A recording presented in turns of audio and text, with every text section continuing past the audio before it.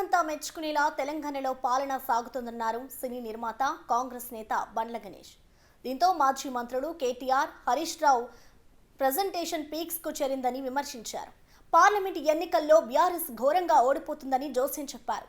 బండ్ల గణేష్ ఇంకేమన్నారో మా deputy bureau chief Sadiq అందిస్తారు. Party నేత బండ్ల గణేష్ గారు ఉన్నారు, వారిని అడిగి మరిన్ని విషయాలు తెలుసుకుందాం. సార్, నెల రోజుల పరిపాలన ఎట్లా ఉంది? మీరు మొత్తం పూర్తి స్థాయిలో చూస్తున్నారు కదా, ఎట్లా అనిపిస్తుంది మీకు? నెల రోజుల పరిపాలన, 30 రోజుల పరిపాలనలో తెలంగాణ ప్రజల ముఖాలు చూసి అర్థమవుతున్నాయి. 1వ తారీఖు నుంచి 4వ తారీఖు వరకు ప్రతి ఒక్కళ్ళ ఫోన్ మెసేజ్ టింగ్ టింగ్ టింగ్ అని మోక్కుంటూ శాలరీలు పడుతుంటే వాళ్ళ ముఖంలో ఉన్న ఆనందం, ఉత్సాహం, వాళ్ళు ఎంతోమంది సంతోషపడుతున్నారు. నేను మా టీచర్ ఒక ఆమెను అడిగిన షాద్నగర్లో, అమ్మ శాలరీ వచ్చిందా అంటే, వచ్చిందన్నా, వచ్చింది అంటే సంతోషం అమ్మ. ఇంతకుముందు 15వ తారీఖు 20వ తారీఖు అట్లా వచ్చేది, వాళ్ళ దయ మా ప్రాప్తం, ఎదురు చూసేవాళ్ళం అన్న. మేము ఇన్స్టాల్మెంట్లో కట్టుకున్న ఇళ్ళకి కూడా మా చెక్ బౌన్స్లు అయ్యి అడిషనల్ ఇంట్రెస్ట్ పడేది, చాలా బాధగా ఉండేది. కానీ ఈ ప్రభుత్వ రంగాలే 1వ తారీఖు నుంచి 4వ తారీఖే పడిపోతుందంటే, అమ్మ రాబోయే రోజుల్లో ఫస్ట్కే పడతాయి అమ్మ. రేవంత్ రెడ్డి గారి నాయకత్వంలో కాంగ్రెస్ ప్రభుత్వం 1వ తారీఖుకే శాలరీలు ఇవ్వబోతున్నాం త్వరలో. మీరందరూ సంతోషంగా ఉండండి. ఇది అమ్మ మా పరిపాలన. దీనికోసం మేము అడిగాం. వాళ్ళు కనీసం శాలరీస్ కూడా కనీసం వాళ్ళ దయ, వాళ్ళు ఏదో పని చేసిన వాళ్ళకి కూడా వాళ్ళ దయ ఉంటే ఇస్తారు, లేకుంటలేదు. 11, 12, 13 ఒక్కొక్కరికి 20వ తారీఖు కూడా శాలరీలు పడ్డాయి. ఇక అది అంతకంటే ఇంకా మీకు సిగ్గుందా అంటే మేము అన్నామంటారు. కానీ బీఆర్ఎస్ నాయకులకు మీరు జీతాలన్నా సరిగ్గా ఇచ్చారండి.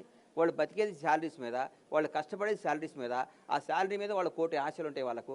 వాళ్ళు 20 గంటలు కష్టపడి పని చేసుకొని జాబులు చేసుకొని వచ్చే జీతాన్ని వాళ్ళు ఎంతో ఈ పిల్లల ఫీజు అనో, ఇంటి ఫీజు అని, ఇంటి ఖర్చులను, బట్టలను, అయ్యనో, పుస్తకాలు కొనుక్కుంటారు. దానికి కూడా మీ దయ ఉంటే ఇస్తే వాళ్ళు బతకాలా? ఒక్క నెల రోజుల్లో వచ్చిన ఫస్ట్ నెలలోనే 4వ తారీఖు శాలరీలు పడ్డాయి. అది గొప్పతనం కాంగ్రెస్ పార్టీ. ఇది చాలదా మీకు ఉదాహరణ? ఇంకేం ఉదాహరణ కావాలండి మీకు? ఇంకేం ఉదాహరణ కావాలండి? మా ప్రభుత్వం ఏం పని చేయాలండి మీకు ఇంకా? ఎందుకు అది కూడా శాలరీలు ఇవ్వకుండా ఉంటే మీకు బాగుండేది.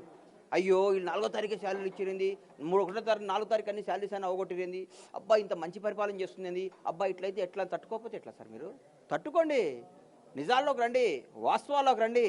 మీరు ఓడిపోయిన పార్టీ బీఆర్ఎస్ పార్టీ, మీరందరూ మాజీలు. మీరు ఇప్పుడు కాంగ్రెస్ పార్టీ అధికారంలో ఉంది. పరిపాలన మెచ్చుకోండి. మీరు మెచ్చుకోకుండా కామ్గానే ఉండండి. పరిపాలన చేత కావడం లేదు, ఢిల్లీ చుట్టూ తిరుగుతున్నారు, కాలయాపన చేస్తున్నారు. 6 గ్యారంటీ స్కీమ్స్ నుంచి పక్కదారి పట్టించడం కోసం ప్రజలను మెస్మరైజ్ చేస్తున్నారని కూడా కేటీఆర్ అంటున్నారు, పోచారం శ్రీనివాసరెడ్డి అంటున్నారు, హరీష్ రావు అంటున్నారు. కేటీఆర్ గారికి, హరీష్ రావు గారికి వాళ్ళకి ఏం చెప్తున్నామంటే, సార్ అందరు మీలాగా ఉండరు సార్. కొందరు ప్రజాసేవ చేసే నాయకులు కూడా ఉంటారు, అందరు మీలాగా ఉండరు. హైఫై గాళ్ళు ఉండరు ఇక్కడ. అందరు మీదంతా హైఫై బ్యాచ్, మీది మాది మామూలు బ్యాచ్. మేము నాయకులం, మా వాళ్ళు నాయకత్వం పనిచేసేవాళ్ళు. మాదంతా ఇంగ్లీష్లో what is this non sense అది ఇది అని చెప్పి యాడ్లకు ప్రెస్ మీట్లకు టైం పెట్టడం. మీదంతా ఒక వింగ్, అది ఒక పెద్దది, ఒక మాఫియా వింగ్. అది ఓన్లీ మీరు ఏం మాట్లాడినా ఇట్లా మాట్లాడారు, ఇట్లా గన్ను పెట్టారు, ఇట్లా ఇవన్నీ అది వేరే. అది అయిపోయింది సార్. ఆ జమానా అయిపోయింది. ఇప్పుడు ఈ పరిపాలన జమానా, ఇది ప్రజలకు న్యాయం అందే జమానా, ప్రజలకు పరిపాలన అందే జమానా, ప్రజలంతా సంతోషంగా ఉండే జమానా ఇది. ప్రజలందరూ సంతోషంగా ఉండాలి కాబట్టి ప్రజాపాలన జరుగుతుంది కాబట్టి మీరు ఆనందపడండి. మీరు ఆనందపడండి. ఎప్పుడన్నా మీ ఎమ్మెల్యేలు అందరూ, ఇంకెవరొద్దు, మీ ఎమ్మెల్యేలు ప్రగతి భవన్లోకి వచ్చారా? అందరు ఎమ్మెల్యేలు సెక్రటరీకి వచ్చారా? ఈ రెండు చెప్పండి సార్. కదా ఎమ్మెల్యేలే, కార్యకర్తలు నాయకులు తీసేయండి, ఎమ్మెల్యేలు అందరూ వచ్చారు ఇప్పుడు అన్న ప్రగతి భవన్లోకి. ఎందుకు సార్ ఎన్ని మాటలు? మీరు వద్దు, అట్లా మాట్లాడకండి దయచేసి.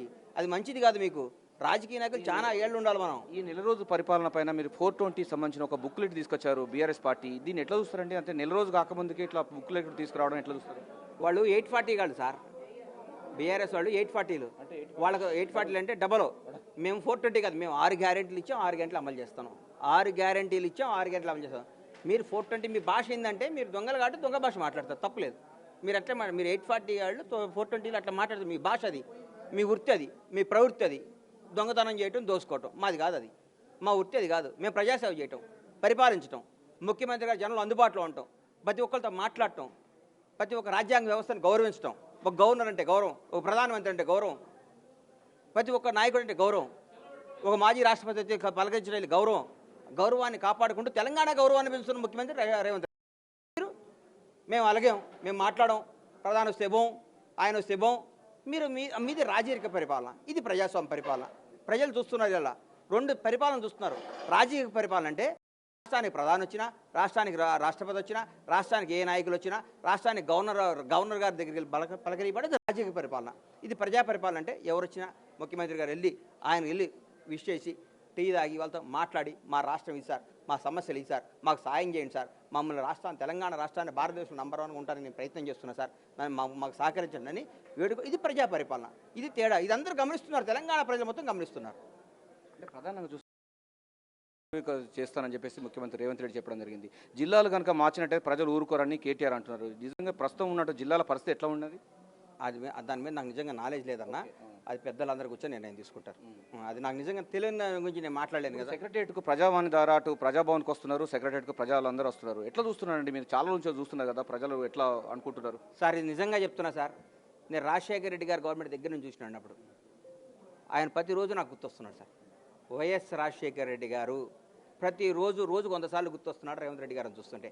ఆయన వ్యవహార శైలి, ఆయన మాట తీరు, ఆయన పరిపాలించే విధానం, ఆయన జనంతో మమేకమైపోయే విధానం ఉందో మళ్ళీ రాజశేఖర రెడ్డి గారు వచ్చి పరిపాలిస్తున్నట్టుంది. నాకు చాలా ఆనందంగా ఉంది.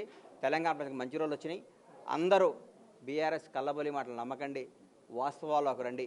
ఉదాహరణ, గత 4-5 ఏళ్ల న్యూస్లు మొత్తం చూడండి, ఈ 30 రోజుల న్యూస్లు చూడండి, 4-5 సంవత్సరాలు జరిగిన కార్యక్రమాలు చూడండి, ఇప్పుడు చూడండి. అన్నీ ప్రతి మంత్రికి ఒక ఇండివిజువాలిటీ ఉంది సార్, ఒక స్వాతంత్రం ఉంది సార్, ఒక ప్రతి మంత్రి ఆయన శాఖపై పట్టు ఉంది సార్, మాట్లాడే రైట్ ఉంది సార్. అక్కడెక్కడ ఉంది సార్? ఎవరన్నా మాట్లాడతారా? హోంశాఖ మంత్రి గారిని కానిస్టేబుల్ గారు ట్రాన్స్ఫర్ చేయగలరండి? అప్పుడు నిజం చెప్పి ఒక్క మంత్రిని ఒక పని చేయగలిగాడు సార్. అక్కడ సింగిల్ విండో సిస్టమ్. గత ప్రభుత్వం సింగిల్ విండో సిస్టమ్, మా ప్రభుత్వం అన్ని విండోసే. ఎవరికి అధికారం ఉంటే అధికారం చేస్తాం. ఇది బ్యూటీ ఆఫ్ డెమోక్రసీ. ప్రధానంగా చూసినట్టయితే మనకు మొన్న ఎన్నికల్లో బీఆర్ఎస్ పార్టీకి ఓటు వేయలేదు కనుక ప్రజలు బాధపడుతున్నారు. పార్లమెంట్ ఎన్నికల్లో పూర్తి స్థాయిలో ఓటేస్తారు, ఈసారి మొత్తం పార్లమెంట్ క్లీన్ స్వీప్ చేస్తామని కూడా కేటీఆర్ అంటున్నారు. ఎవ్వరు బాధపడలేదు సార్. వాళ్ళ మాజీ మంత్రులు, వాళ్ళ ఎమ్మెల్యేలు కూడా హ్యాపీగా ఉన్నాం. అమ్మ నాయన మాకు ఇన్నాళ్ళకి హాయిగా ఉందిరా నాయన ప్రాణానికి అని చాలామంది వాళ్ళే చర్చించుకుంటున్నారు. వాళ్ళ ఫంక్షన్లు అందరిలో చాలా బాగుందని వాళ్ళే మెచ్చుకుంటున్నారు. బాధపడుతుంది మీరు, హరీష్ రావు గారు, కవిత గారు, మీరే బాధపడుతున్నారు. మీ ఫ్యామిలీ బాధపడుతుంది కానీ బయట ఎవరు ఆఖరికి మీ మాజీ మంత్రులు కూడా బాధపడలేదు. తెలుసుకోండి సార్. Right, thank you.